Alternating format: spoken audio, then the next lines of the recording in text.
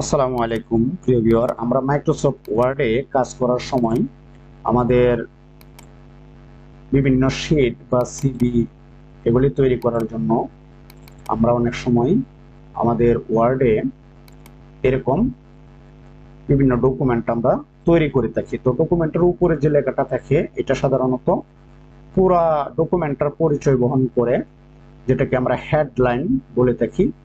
তো দেখতে পাচ্ছেন আমার এখানে লেখা আছে আমার প্রিয় জন্মভূমি।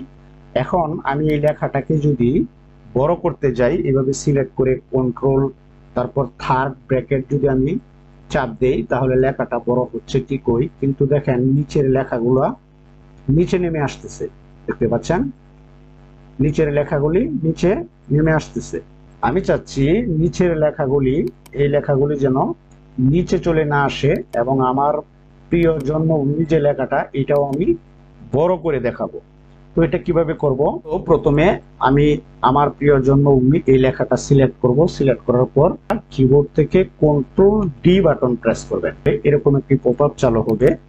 এখান থেকে দেখতে পাচ্ছেন স্কেল 100%। তো এখান থেকে আমি যদি বড় করতে চাই তাহলে আমি 200% এখানে ক্লিক করলাম। ক্লিক করার পর দেখতে পাচ্ছেন নিচে শো করতেছে। তো এখন যদি আমি ওকে বাটনে প্রেস করি তাহলে আমার এই লেখাটা অবশ্যই বড় হবে এবং নিচের যে লেখাগুলি জায়গায় থাকবে, নিচ দিকে আসবে না। তো আমি এখন ওকে বাটনে প্রেস করতেছি। দেখতে পাচ্ছেন আমার প্রিয় জন্মভূমি এই লেখাটা বড় ঠিকই হয়েছে, আর নিচের লেখাগুলি জায়গা মতো আছে। তো আশা করি আপনারা বিষয়টা বুঝতে পারছেন। তো ভিডিওটি ভালো লাগলে চ্যানেলটিকে সাবস্ক্রাইব করে আমাকে উৎসাহিত করবেন। আবারও দেখা হবে নতুন কোনো বিষয় বা নতুন কোনো ভিডিওতে। ভালো থাকবেন সবাই। আসসালামু আলাইকুম ওয়া রাহমাতুল্লাহি ওয়া বারাকাতুহু।